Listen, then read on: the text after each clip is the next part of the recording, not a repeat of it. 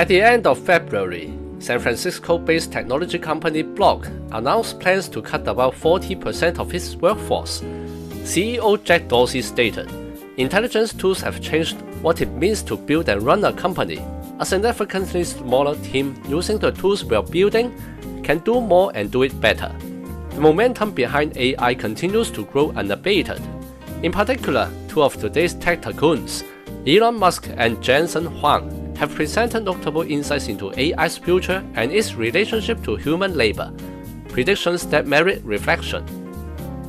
Huang observes that corporate investment in AI now totals hundreds of billions of dollars. Yet this is only the beginning of long-term infrastructure spending. Anything that moves, he predicts, will become automated. Vast areas of logistics, manufacturing, and physical operations will be handled by AI rather than humans. Still, Huang declines to say that AI or machines will replace people. He calls it a force that will amplify humans. Citing the example of radiologists, he notes that AI boosts their productivity, increasing demand for both the quality and quantity of their work. In his view, AI will make humans busier, not idle. Because greater productivity lets people achieve more and fuels their desire to try new things. Huang's comment may not be revolutionary. By looking at the history of technology, each stage of development has broadly confirmed the same conclusion. Elon Musk's prediction is far bolder. He believes that within 10 to 20 years, work will become optional, a pursuit akin to sports, video games, or gardening. He also predicts that money will lose its importance. He uses both money and currency, while core resources such as electricity and materials will become the true constraints. Many imagine such a world in childhood, only to dismiss it as they grew older and conform to reality, encountering those visions only in science fictions. For adults accustomed to wage labor and financial necessity, hearing someone foresee a future without compulsory work or monetary value sounds naive, utopian. Yet Musk once clarified in an interview that while some people manufacture and repair cars, build houses, and prepare food, allowing others to benefit from their labor, it would be immoral, he said, for some to demand that others work while claiming they themselves need not. Hence, he is not disparaging labor or indulging in whimsical fantasies, but his speculation that humanity may eventually live without the need for work has his reasoning. The concept of work itself warrants human reflection. Literally, it simply means doing something.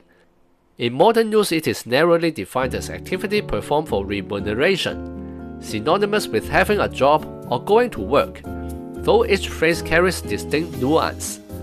For instance, doing a task is the broadest category of productive activity, yielding tangible benefit but not necessarily for personal profit or pleasure, such as accompanying elderly parents to medical appointments, driving children to and from school, cleaning the home, or volunteering in the community.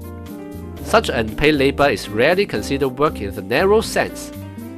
By contrast, going to the office usually describes employment under an organization in exchange for wages based on hours, workload, or performance. In other words, being a labor.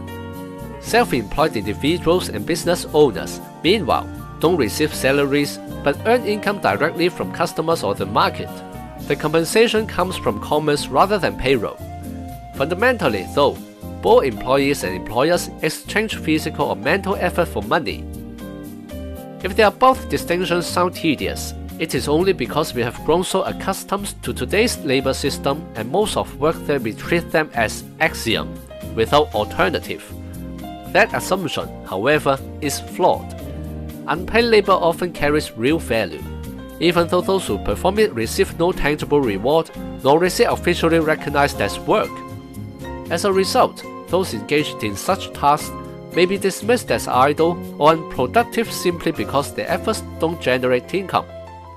Many people seeking livelihood, social status, or the identity conferred by professional recognition abandon unpaid activities and pass them to others, especially in personal development, domestic labor, or voluntary work benefiting communities. According to the same logic, formal work must be something that occupies most of one's time and yields financial compensation. Thus, older generations tirelessly preached the virtue of hard work, and society dramatized the dangers of not holding a proper job, though people can only perceive fragments of reality. In turn, many persuade themselves of what kind of work they must do, until both daily life and life projects revolve entirely around work. When AI replaces human labor, workers in certain sectors will inevitably lose jobs, and a period of adjustment may bring collective pain. Yet in itself, AI replacement is not necessarily a bad thing. It could free humans from grueling toil. In ancient Greece, the wealthy owned slaves, a practice immoral by modern standards, though exploitation has reappeared in different guises nowadays. Because slave owners were spared from daily labor, they developed other pursuits. The Greeks achieved remarkable advances in mathematics, philosophy, and rhetoric, achievements so profound that they remain part of humans' intellectual heritage today. And this allows the qualities that make us human to be developed in deeper and broader ways. Seen in historical context, progress of thought arose only when some people were relieved from labor. Otherwise, they would have lived and died as ordinary drudges.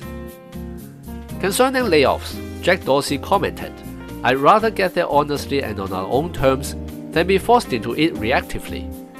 Beyond worrying whether AI will steal our livelihoods, perhaps this moment also offers an opportunity to think more seriously about what work actually means." If you have any idea or like this video, please comment, like, subscribe and share. I'll be grateful if you support me on Buy Me a Coffee or Patreon, making us go even further. See you on the next video.